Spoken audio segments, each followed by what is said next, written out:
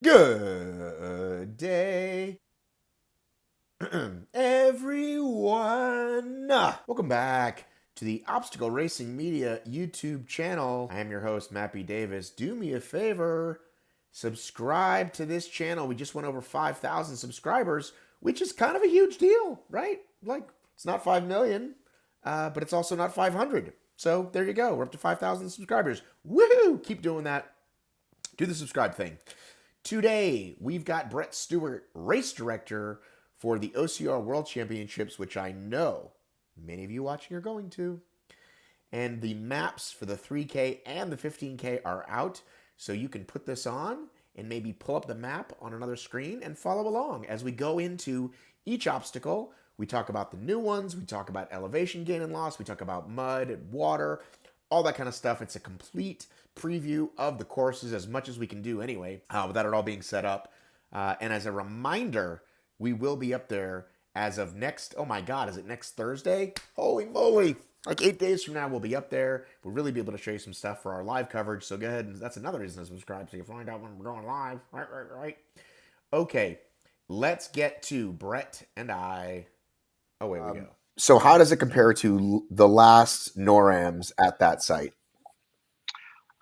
We're using different parts of the mountain. One of the great things about being at a place for the third time, we did have a year off in between, coming back to Stratton. And for me, I love it because it's a place that I grew up. I grew up about 2.5 hours south of here, and we used to ski here every year. So Stratton to me feels like home. So that tiny little nugget makes it more enjoyable to be here for an entire month.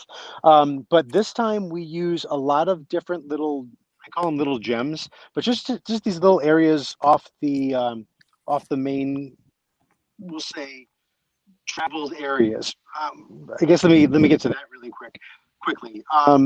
It's a ski area. It's a business. It's a resort. There's only certain places we can actually really go.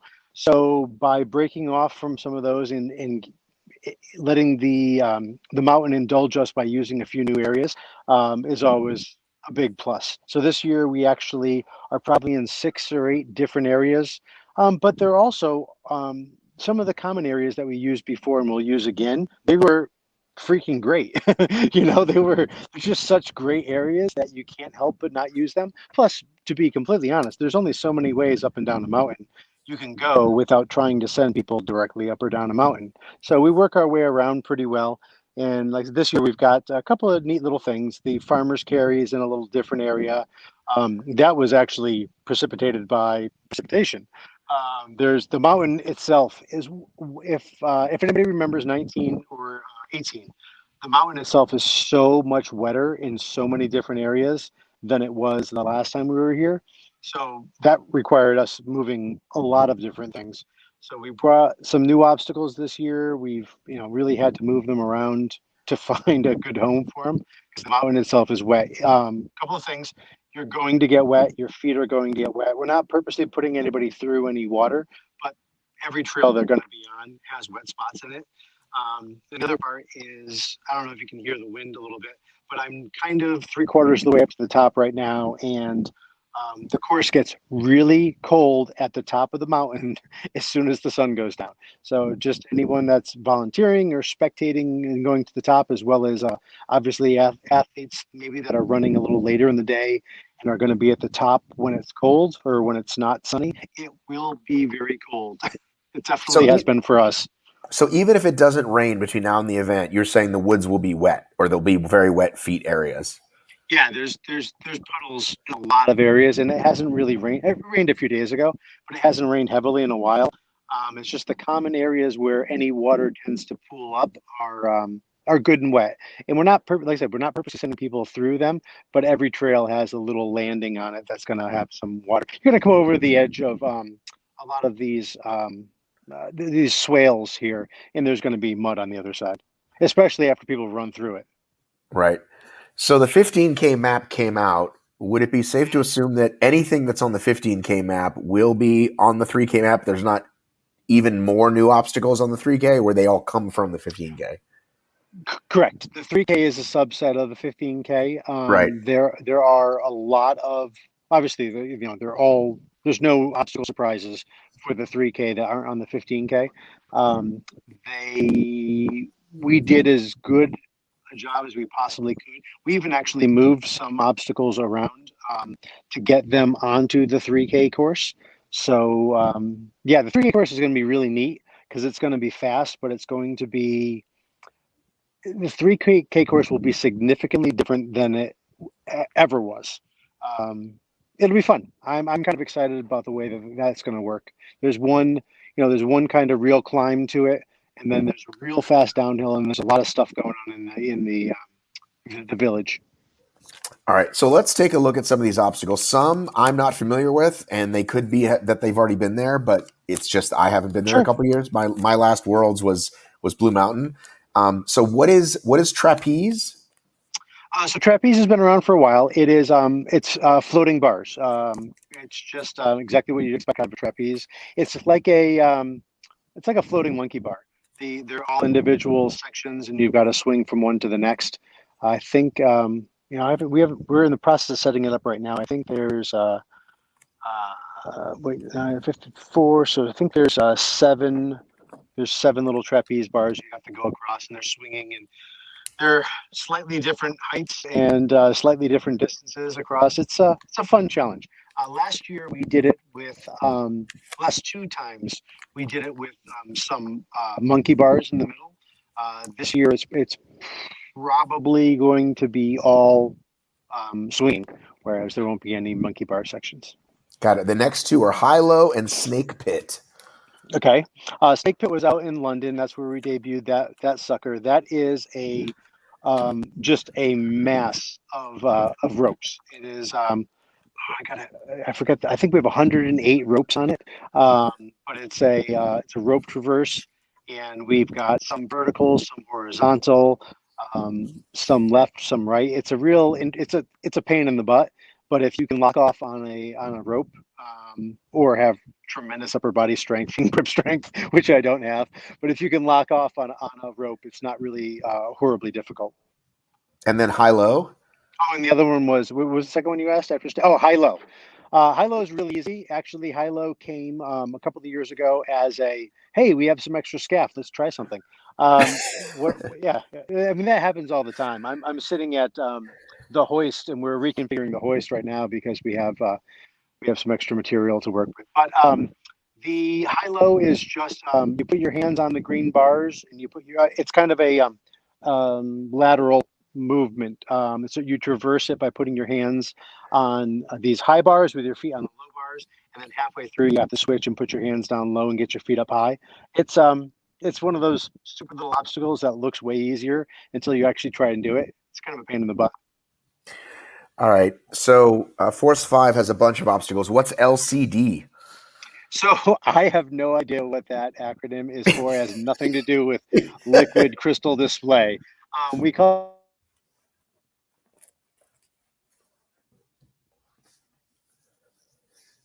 it, I think Adrian was joking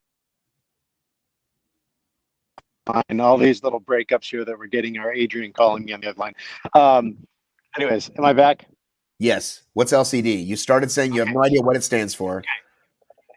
Yeah, and then so we started calling it least common denominator, meaning you can choose which path you wanted to take across it. Essentially, what the obstacle is, I'm not going to give it all away, but it's based on your ability to lache about. I'm not even positive the length. We're putting it up tomorrow. I think it's a 5 feet lache. But if you don't want to do that, there is a way to monkey around it. So you kind of have to decide which method you want to choose. One's really fast, but just like the Matt Kempson's underdog that we used out here in 18 or 19, which is going to find its way over to the 100-meter course. It's a risk reward type of thing. You can do it the easy way, or you can do it the hard way. The only difference is the hard way you touch, you're doing it over again. All right. So then next up, let's see. Well, it looks like it says, I'm trying to look at the numbers here. Because 8, everyone knows that's Gibbons. But then it looks like right after 8 is where the King of the Mountain timing ends, but I don't see where 9 is after that. 9 is a confidence climb that is just kind of poked into the side of a hill. Actually, just so everyone listening and viewing can get the scoop. It was too wet up there. We actually couldn't get out to where Gibbons was, so we repositioned a couple of the obstacles. We're still going to have the climb in that area. We're just not going to have Gibbons at the very end of it like we wanted to. Okay, and what's Triumph? All of these things. So Triumph is Dragon's Back. It's a twist on Dragon's Back that Battle OCR uses. Sid made a different design for it. So it's got 3 Dragon's Back sections where you've got to jump. You got a ramp to run up. It's 2 jumps. So you run up a ramp. You jump. You're about 10 feet in the air. You jump across to the next platform. Jump across to the next platform, and then there's a rope swing to a inverted cargo net. Okay, so then let's see. It looks like we start to go down a little bit with the next few, which are rigs, carry, gorilla ropes, Valkyrie, crawl, jack, skitch, force 5 low rig. What's Top Shelf? Top Shelf's been around for a while. That is actually it's a Mark Ballas obstacle.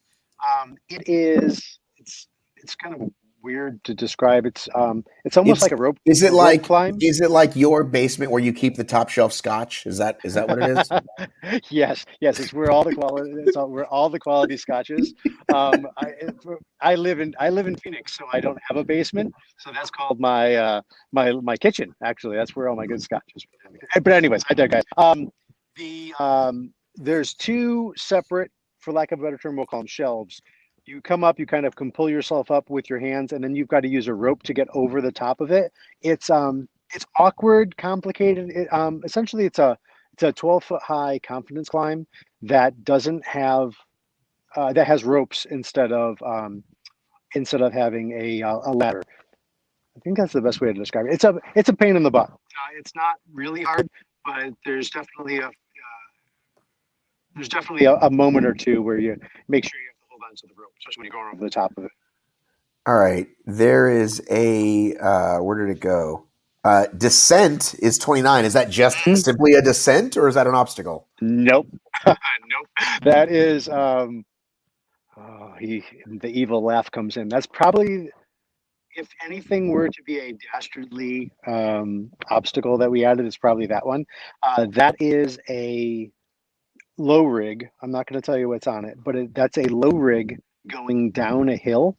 So not only are you fighting gravity, but you're fighting gravity and momentum at the same time to work your way down the obstacle from the start to finish. So it's like a 28-foot long downhill low rig. And then it is immediately followed by Twist on Life. Mm-hmm. Yeah, Twist on Life is also a battle obstacle that's designed.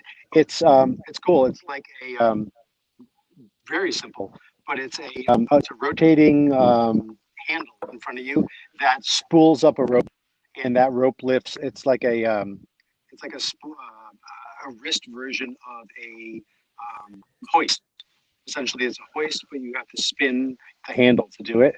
So it's a real forearm burner. It's a challenge. So it looks like 32 through 40 are all relatively, or maybe, are all those viewable from festival, or is 32 too far? 32 is Rec Bag. So how far is Rec Bag from start finish? Rec Bag is real. So Rec Bag is actually closer to the spectator area than the start finish is. Now, you're not going to be. It's a bad example. You're not going to really be able to see people up close. It's probably about 150 feet up a small hill. It's actually where it was in 2018 as well.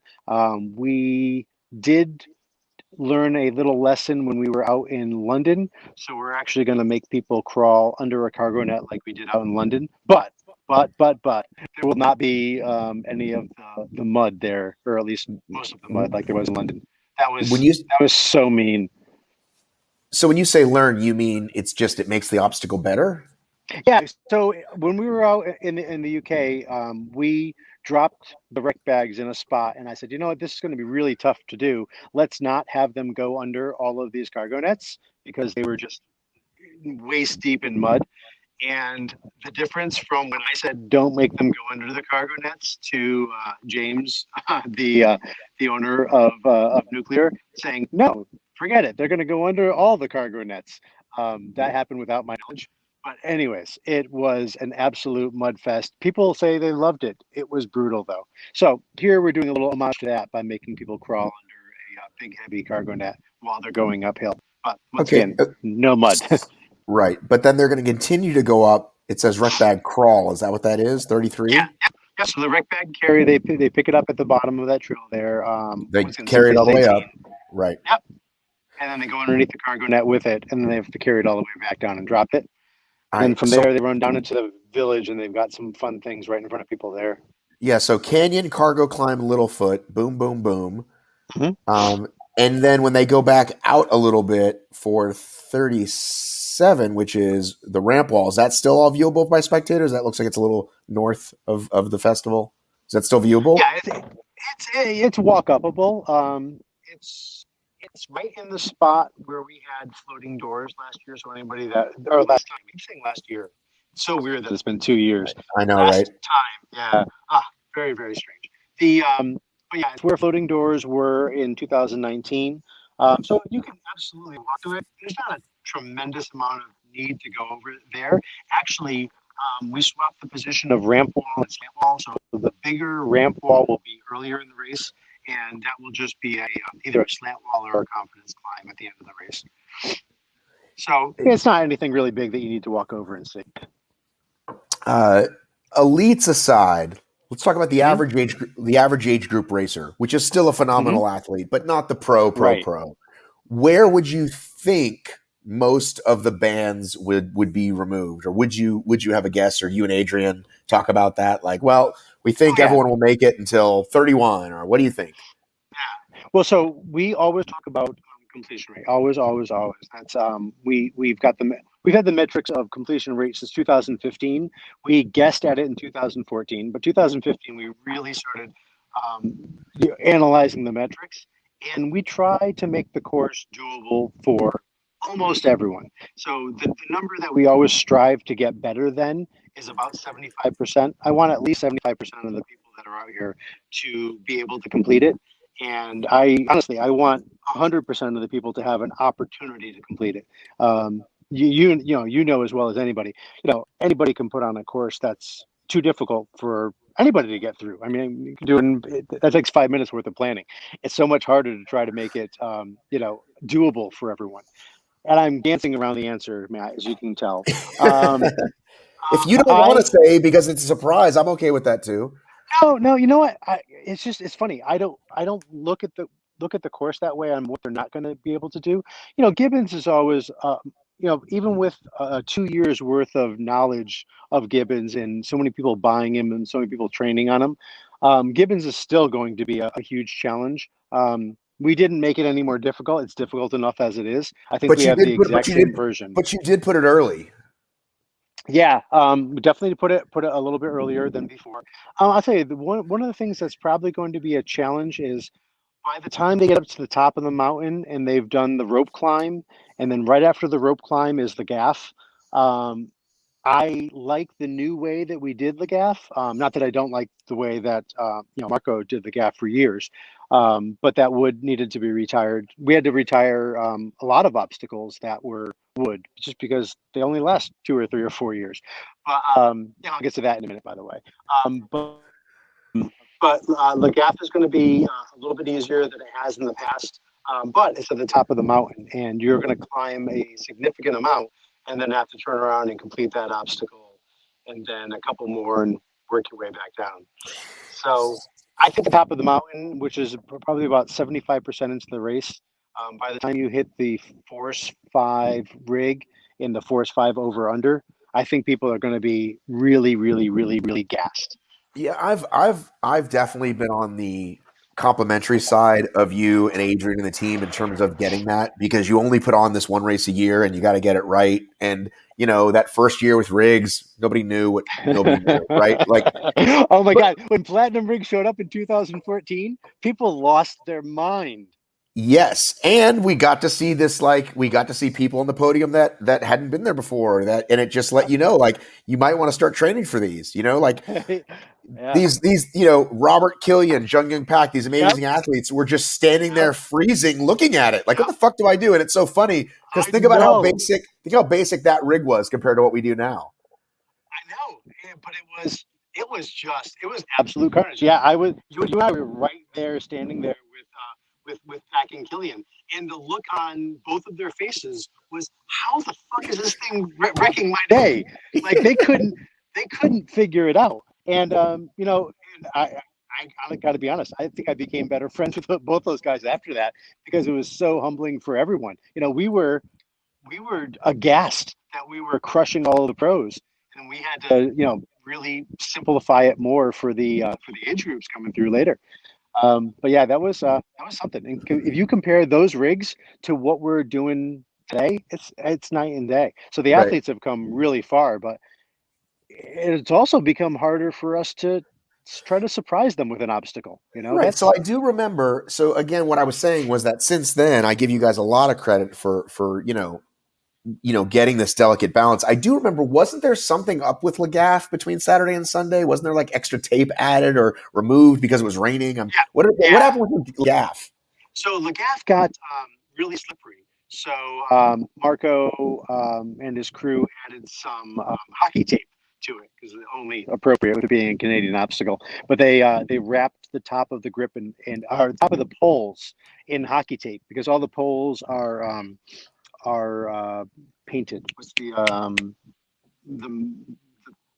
hardened paint? Anyways, they're all.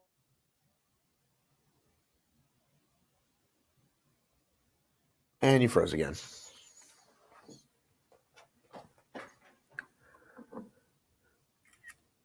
I'll lose you for good this time. Okay, there, I'm back again. Sorry. You froze on me. I can hear you. Oh, I think I lost you entirely, man. I'm here. Hey, sorry about that. Can you hear me? I got you now. It's my phone's blowing up with Adrian calling me. He's been the one that's been ruining this so far. But anyway, so Lagaff, day 2 they added some hockey tape on it to make it a little bit better grip, because it was really, really wet and slippery, and that made it easier to get through day 2. But we always fight with that. I mean, a lot of the obstacles are more slippery when wet, and occasionally if it's not dry when we put tape or anything on it, then the tape's not going to hold anyway. So it's always a delicate balance. But just to put a bow on when it rains out, obstacles get slippery. We've seen at least 5 to 10 minutes of rain every single day. We're not in the biggest mountain in the world. I happen to love Stratton, but this isn't as big as Killington. It's not, we're not out west. But the weather system, if you look over my shoulder, that's the top of the mountain up there, for those of you that are ever seeing this video. But the weather system at the top of the mountain is significantly different than the bottom of the mountain. That much shouldn't be a surprise, but it definitely, we get a little bit of more rain up there, so everything up there will be slippery. So we're going to take care of that. Do you know the profile of the 3K and the 15K ballpark elevation profile? Not off the top of my head. I'm about 3/4 of the way up the mountain right now. I don't have my map in front of me, but I will tell you that the 3K goes to mid mountain, and the 15K goes all the way up to the top of the mountain. So, and what is the difference between the top and the bottom? I don't know. I looked it up last time I said that. Okay. I think it's 33. I think it's 33 or 3,500 feet elevation at the top. I've got 3,800 according to Wikipedia. Oh, there we go. So I was for me guessing with 2,000 vertical. The base is at 1,800, so 2,000 vertical. Yep. So figure 1,200 gets you to mid mountain, and then the other 800 gets you to the top. The second 800 is steeper, considerably steeper. then the bottom 1,200. But how many times do you go? You know, like Spartan will do that like 3 times or something. So for the 3K, you only climb once. Yeah, it's only 2 miles, so we get you out, get you around, we loop you up once, and then we run you back through the village. For the team race, let me jump to the team race. For the team race, you're gonna climb 3 times. Each loop, or each team member has their own loop going up the mountain Love to it. yeah, to at least mountain. I'm so geeked for the team race. I love all the races, but I'm really digging the team race course. We do some neat things with that, but yeah, the team race, no one's going to be exempt from a climb. The strength guy is going to climb the hill just as much as the technical guy or the runner. So, but the 15K, we get you. See, I'll run it through in my head. We get you up to mid mountain, and then back down to the bottom. Then from there, we get you all the way out to what we call no man's land, which is an area at the top of Sun Bowl. We call it no man's land because even the rangers here can't get to certain areas over there. It's really gnarly. That's where we were going. That's where we have the King of the Mountain going on, that primo over there. And then we get all the way back down to the bottom. You come into the village. That's where you'll hit Valkyrie. I think that's where you hit the wreck bag climb, and then you head all the way back up to the very tip top of the mountain. So in the last 30% of the race, you have a climb literally all the way to the top of the mountain, and then you have some obstacles there, and then you come literally right by where I'm sitting right now. You've got the hoist where I am. Go down when I'm looking at the next 2 or 3 obstacles on the way down, and then you hit descent, which once again is going to be.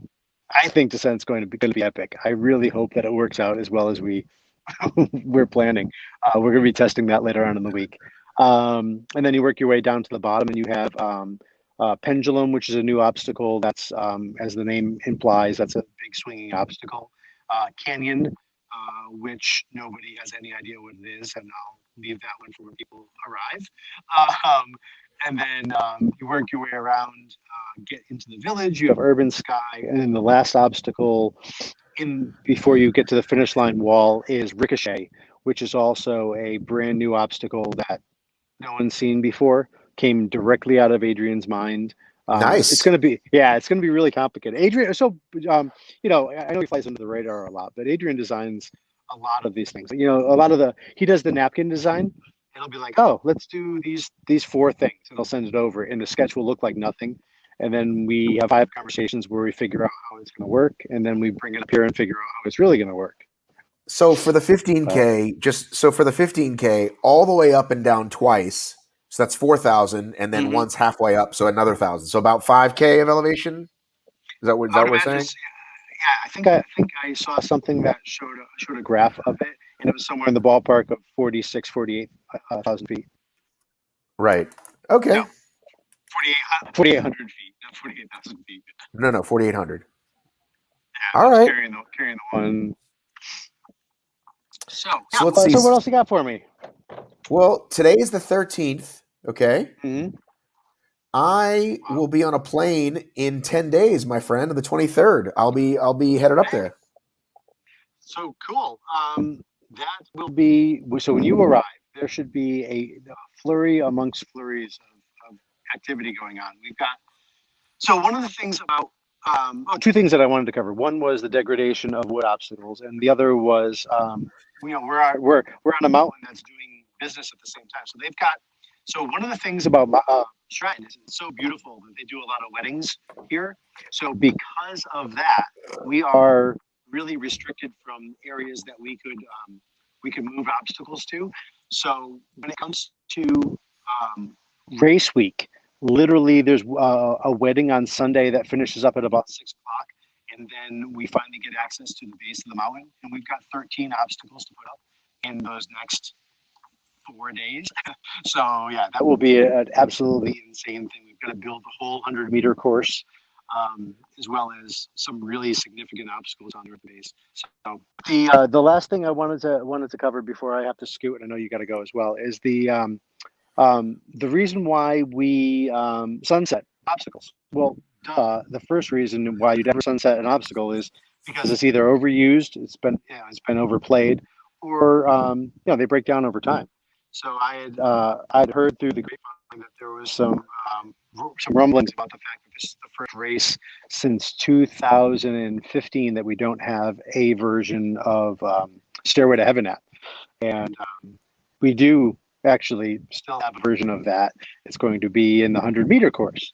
But yeah, the wood version that we had of Stairway to Heaven just didn't make it. It didn't make it through a few years of use. So that got sunsetted, and a few of the other things that we've had in the past, like rope walls, those things have got put by the wayside. But if anyone says, "Oh, they didn't do Stairway to Heaven because they didn't know how to build it," we literally have the guy who invented it on our crew.